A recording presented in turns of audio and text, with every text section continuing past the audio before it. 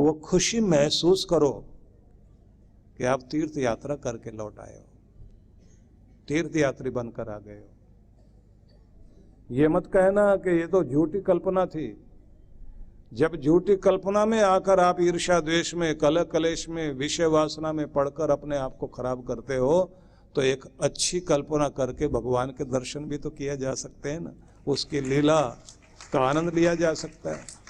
मन कल्पनाओं से भरा रहता है, इसलिए ये भी आज के दौर में सिखाया जाता है। मोटिवेशनल जितने भी प्रवचन होते हैं या भाषण होते हैं, वहाँ यही तो कहा जाता है कि जिस ऊंचे सिंहासन पर बैठना चाहते हो, जिस ऊंची गद्दी पर बैठना चाहते हो, पहले कल्पना से वहां बैठने की कोशिश करो। कल्पना में अपने आप को उस शिखर पर बैठा हुआ देखो, और फिर अपनी कल्पना में वहां तक पहुंचने का रास्ता ढूंढो, और फिर उसके लिए महसूस करो कि किस तरह से मैं वहां तक जाऊंगा, और विश्वास करो कि एक दिन मैं वहां पहुंचूंगा। और जब आप ये सोचते हैं तो एक दिन वहां पहुंचते जरूर हैं।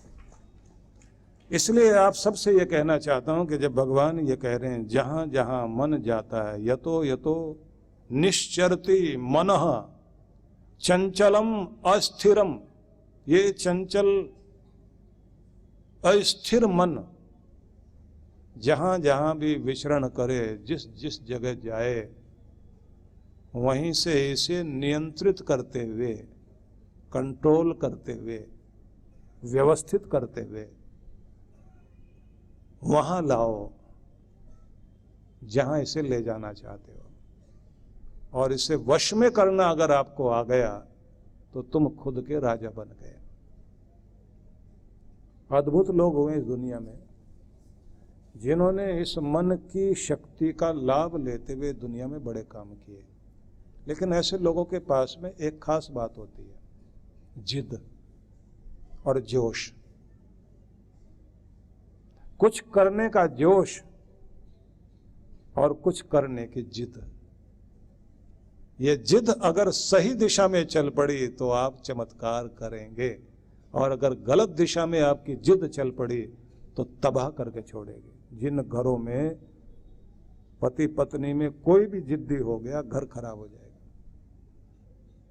जिद से बढ़कर खराब चीज कोई नहीं, और जिद से बढ़कर अच्छी चीज भी कोई नहीं है। जिद ठानना आना चाहिए। अगर दशरथ मांझी ने जिद ठानी थी तो पहाड़ को काटकर रास्ता बनाना आ गया उस आदमी को, दुनिया को चमत्कार करके दिखा दिया। 22 साल लगा दिए वो एक आदमी ने, लगातार पहाड़ काटता है। और मन में भावना क्या है कि मेरी पत्नी, मेरे घर में संतान का जन्म होना था और मैं उसे लेकर जा रहा था हॉस्पिटल, रास्ते में ही मर गई वो। हॉस्पिटल दूर हो गया क्योंकि बीच में पहाड़ था। कितने बीमार लोगों के लिए मुसीबत बनता है ये पहाड़। अगर ये बीच में से काट कर रास्ता बना दिया जाए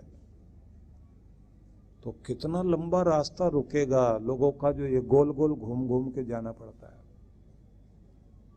पूरी जिंदगी लगा दी एक आदमी ने।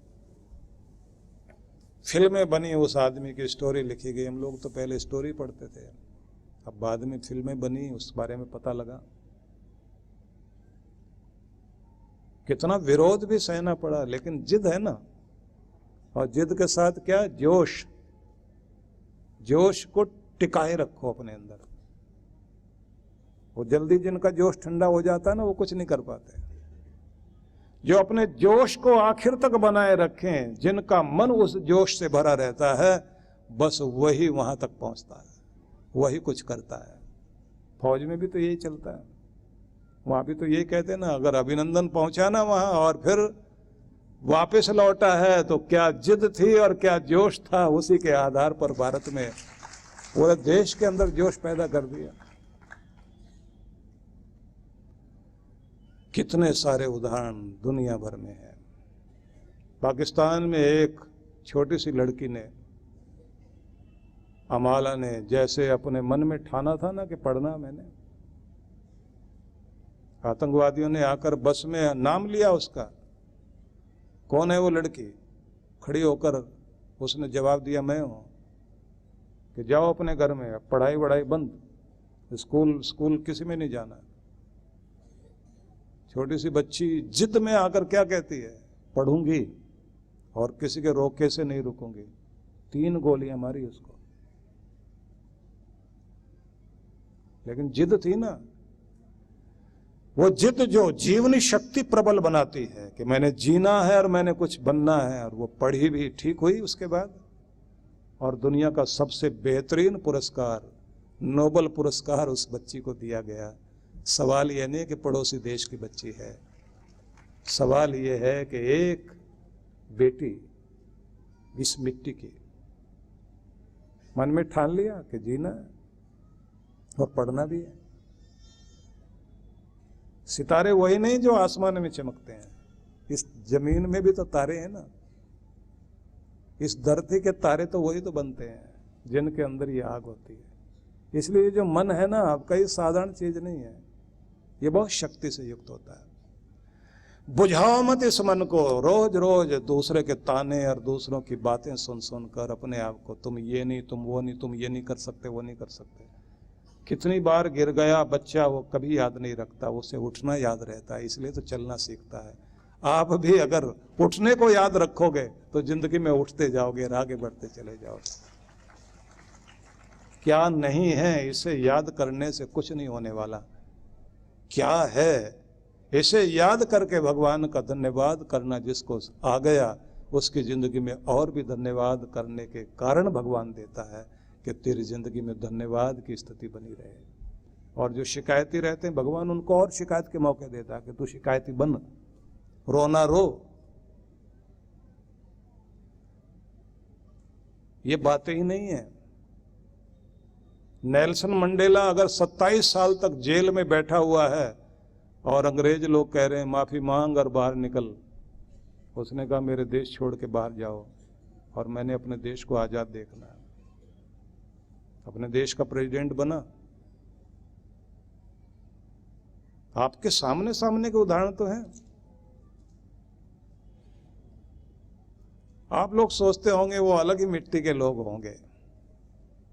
गांधी जी को निकाला था ना धक्का देकर के ट्रेन से बाहर, क्या बोला था मन में, तुम मुझे अंग्रेज लोगों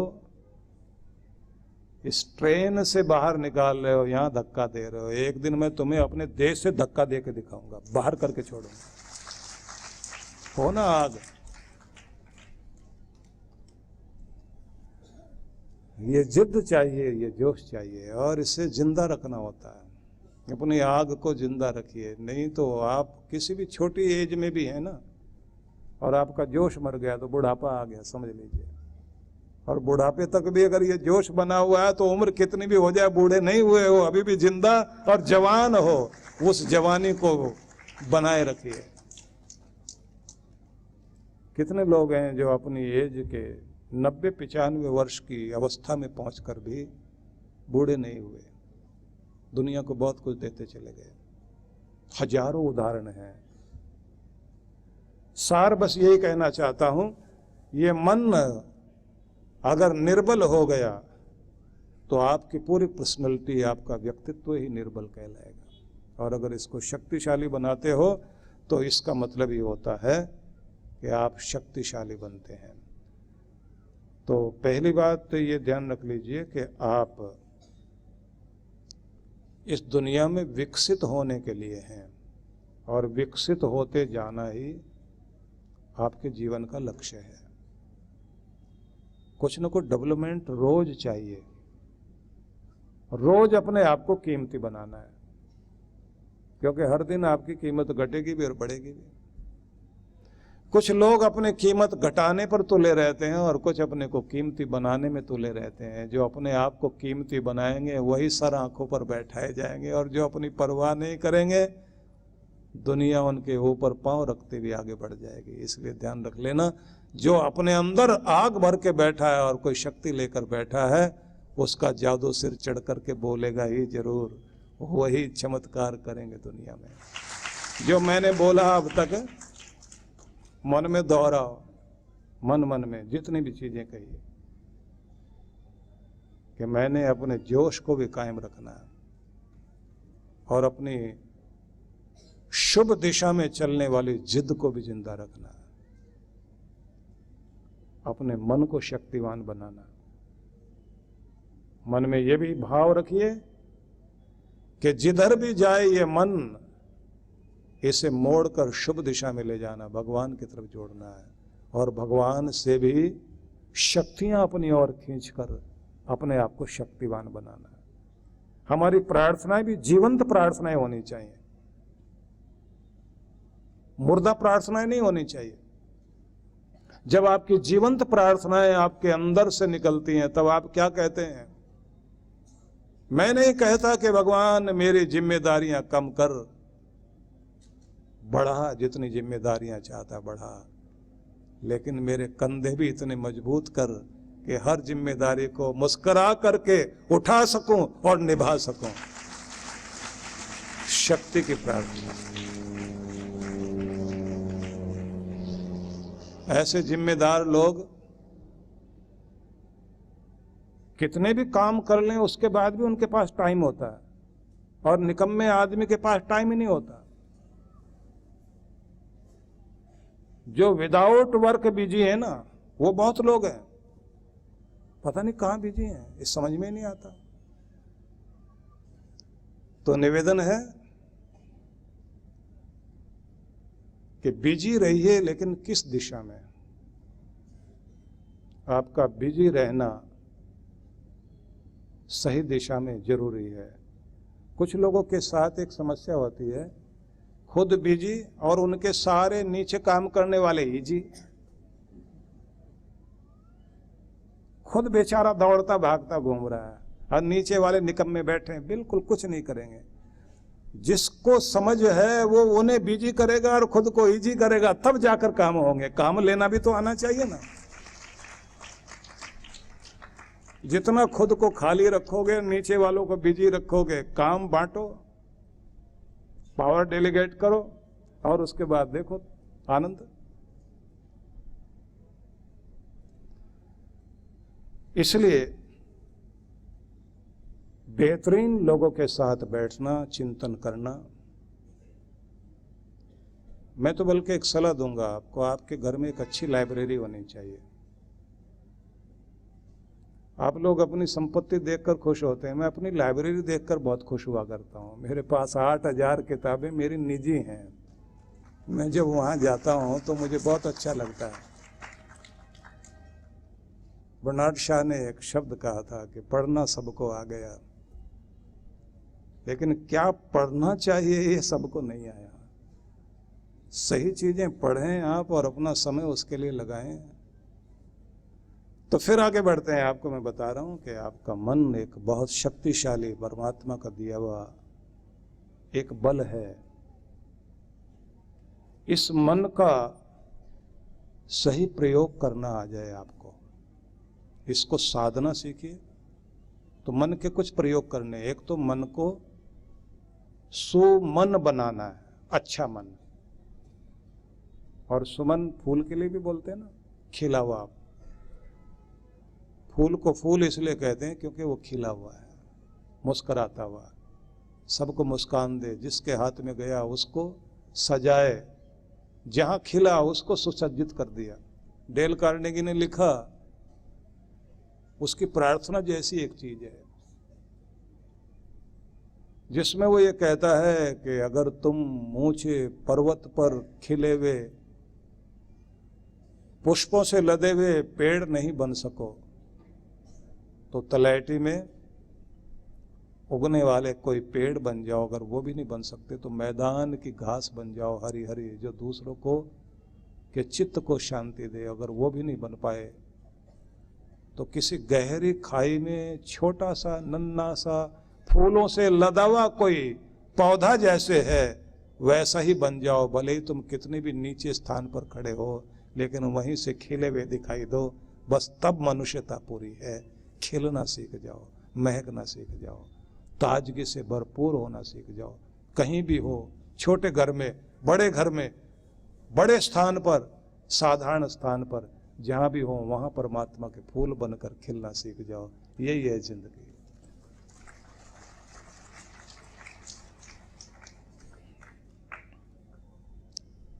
सुमन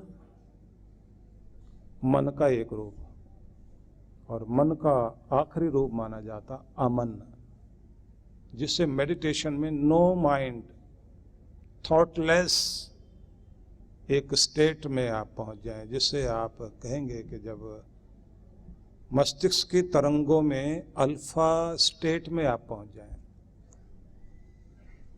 जो आपके हार्ट के तरंगों को नापा जाता ना, तो उनको ईसीजी मशीन के द्वारा नापते हैं, और ब्रेन को ईईजी, जिसके मुख्य 4 तरंगे माने जाते हैं, अल्फा, बीटा, थीटा, डेल्टा। उनके आगे फिर 10-10 भाग माने जाते हैं।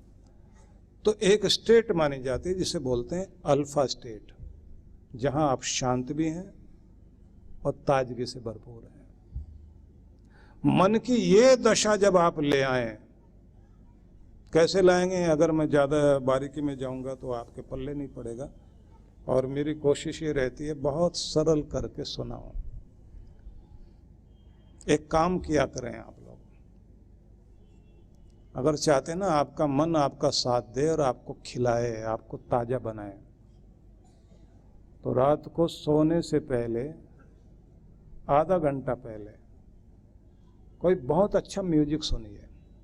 ये टीवी और ये सीरियल वगैरह और न्यूज वगैरह उस समय नहीं, उससे पहले जो आपने देखना, दुनियादारी की जानकारी रखनी है ना, वो ठीक है। सोने से आधा घंटा पहले कोई म्यूजिक सुनिए और धीरे धीरे मस्तिष्क को शांत और उस लोक में पहुंचाओ जो गंधर्व लोक कहलाता हमारे साधना की परिभाषा में। कल्पना का वह लोक जहां शांति, आनंद, प्रेम बहता हो, और धीरे धीरे अपने आप को शांत करते चले जाइए। बिस्तर पर लेटते समय इतना शांत मस्तिष्क हो जाए कि आंख बंद करें और नींद में चले जाएं। जिसका मस्तिष्क जितना शांत होता है उतनी गहरी नींद आती है, और हम जो नींद में विश्व शक्ति प्राप्त करते हैं, ब्रह्मांडीय ऊर्जा, यूनिवर्सल एनर्जी जो हम लोग, वो जो पावर लेते हैं हम लोग, 10% उसी से मिलती है। और नींद में सोने के बाद जब हम जागते हैं तो एकदम नए हो जाते हैं जब सवेरे जागते हैं। किसी दिन आप जब सुबह उठते हैं तो आप बहुत ताजगी महसूस करते हैं, उतने ही तरोताजा महसूस करोगे जितने शांत होकर सोओगे। इसलिए मैं बहुत बार ये बोल देता हूं कि सारे गीत संगीत में वो पंक्तियां जरूर आप सुन लिया करें, चाहे लता मंगेशकर गाए या मोहम्मद रफ़ी। आज कल में ढल गया, दिन हुआ तमाम, गाना है ना, आज कल में ढल गया, दिन हुआ तमाम, तू भी सो जा, सो गई रंग भरी शाम। कि शांत हो।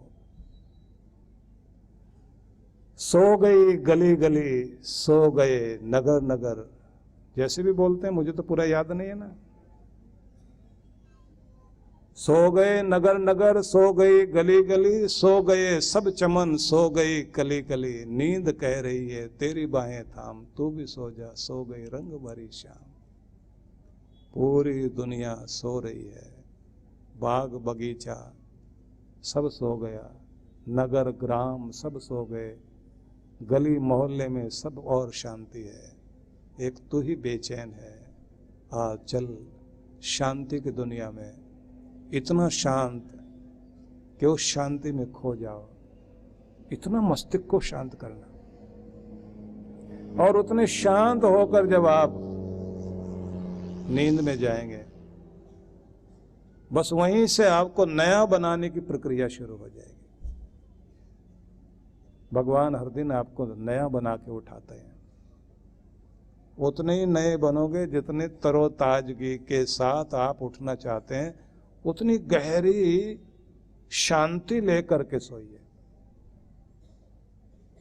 इसलिए रात में वो जो आखिरी छाप होती है ना,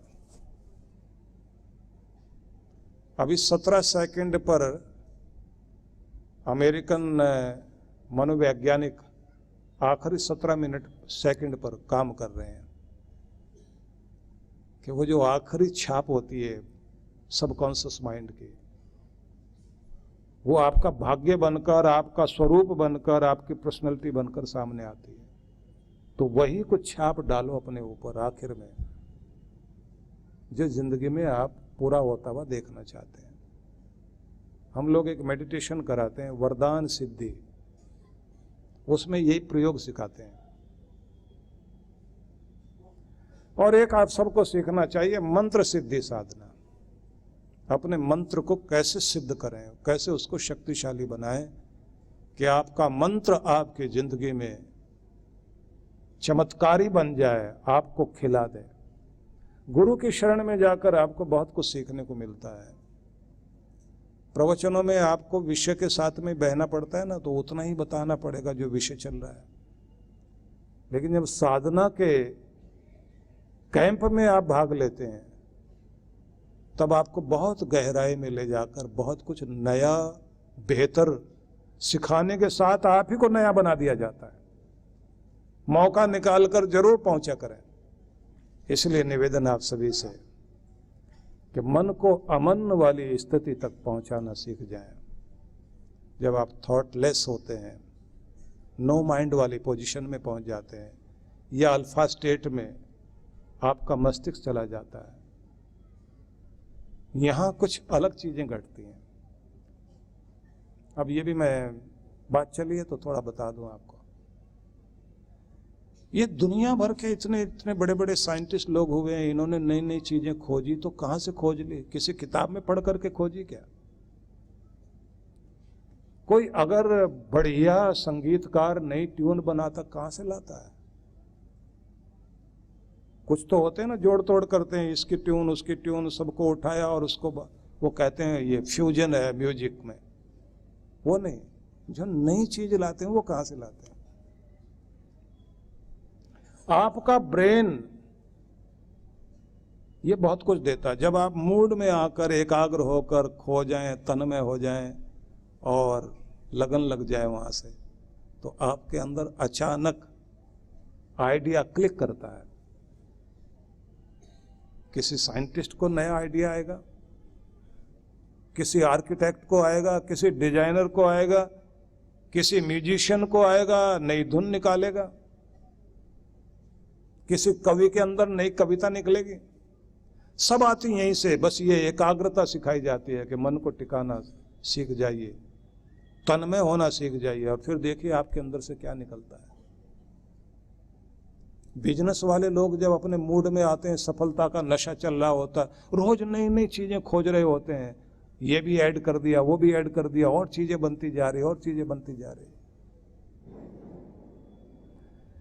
और चार्ली चैपलिन तो इतना ज्यादा सावधान रहता था, उसको तो ये लगता था कि पता नहीं कब कोई नया आइडिया आ जाए।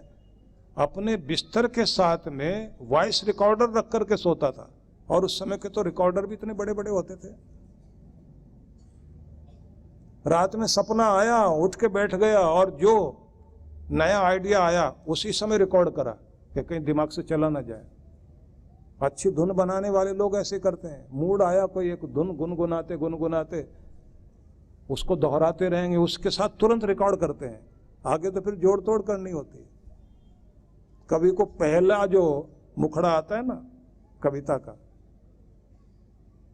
वो पहले अचानक पंक्ति आएगी, करो यवनी का पात अब तो पलक के हो गई बारी, आखिरी पर्दा गिरा दो, जिंदगी बोझिल हो गई, पलकें भारी हो गई। एकाएक आएगा और आएगा, तो उसके बाद तो आगे जोड़ तोड़ करता है आदमी। इसलिए आपसे कहना चाहता हूं कि आप अपने मन को टिकाना सीख जाएं। इसमें पता नहीं क्या क्या खजाना भरा पड़ा है। दुनिया का एक बहुत बड़ा आर्किटेक्ट था, इंजीनियर था फ्रांस में, गुस्ताव एफिल, जिसने एफिल टावर बनाया, क्या कल्पना रही होगी उस आदमी की।